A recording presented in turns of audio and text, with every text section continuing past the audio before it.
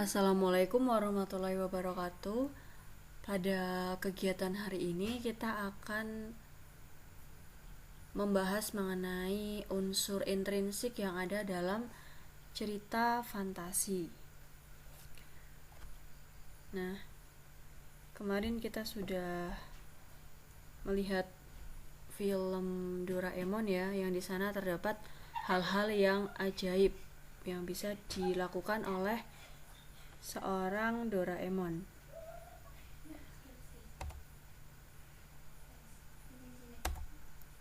Unsur intrinsik dalam sebuah cerita fantasi yaitu sebagai berikut. Yang pertama ada tema, kemudian ada alur, ada latar, tokoh, penokohan, dan juga amanat. Pertama kita akan membahas mengenai tema ya. Jadi tema itu mewakili keseluruhan cerita tersebut. Dia menjadi ide utama dalam membuat cerita. Nah, kalau di film-film Doraemon itu bertemakan mengenai benda-benda ajaib ya, dengan di sana. Yang pastinya benda-benda ajaib tersebut tidak mungkin terjadi di dalam kehidupan kita sehari-hari.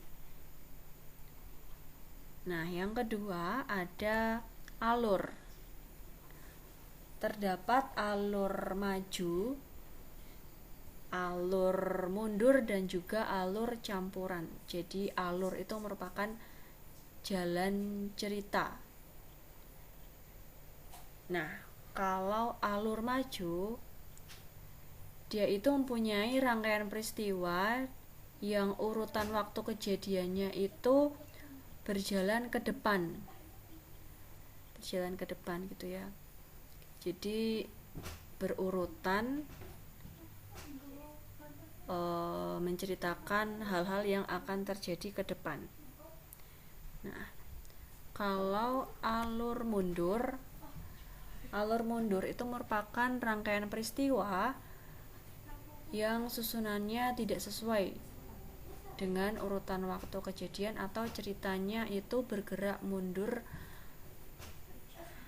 yang disebut dengan flashback ya. Nah, ini berlawanan dengan alur maju tadi ya. Kalau alur maju menceritakan hal-hal yang akan terjadi di depan nanti seperti apa. Kalau alur mundur itu menceritakan masa lalu yang sudah lewat. Nah, selanjutnya ada alur campuran. Kalau alur campuran merupakan perpaduan antara alur maju dan mundur. Jadi terkadang rangkaian peristiwa tersebut berjalan maju dan terkadang berjalan mundur. Kemudian nomor 3 ada latar. Di sini ada latar waktu, latar suasana, dan juga latar tempat. Latar waktu ya yang berkaitan dengan waktu, contohnya siang hari, malam hari, kemudian pagi hari, pukul 7, pukul 6, kemudian misalkan saat matahari terbenam berarti itu sore hari ya. Kemudian saat matahari terbit berarti itu pagi hari. Kemudian kalau saat matahari tepat di atas kepalaku, nah itu berarti siang hari. Kemudian latar suasana. Nah, latar suasana ini contohnya bisa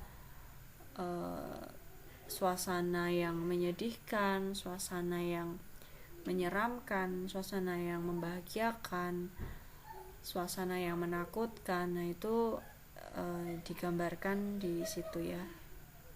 di latar suasana. Dan yang ketiga yaitu latar tempat. Latar tempat kejadiannya itu di mana. Nah, bisa di hutan, di kelas, di sekolah, kemudian di sawah, di sungai, seperti itu. Selanjutnya ada tokoh. Di sini tokoh itu dibagi menjadi 4.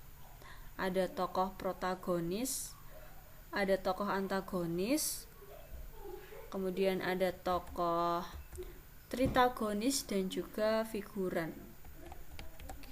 Nah, tokoh protagonis itu merupakan tokoh utama dalam cerita. Jadi dia menjadi tokoh utama dalam cerita tersebut.